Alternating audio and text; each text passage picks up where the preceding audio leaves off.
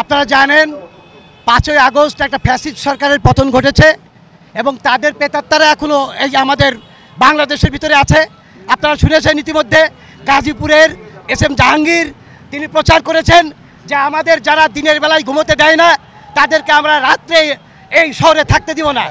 তাদের চক্রান্তে পতিত সরকারের যে সমস্ত দোসর ছিল এই আইন শৃঙ্খলাকে অবনতি করার জন্য এবং বর্তমান সরকারকে একটা বেসামাল করার জন্য তার পরিকল্পিতভাবে এই সমস্ত অপরাধ কর্মকাণ্ড চালাচ্ছে।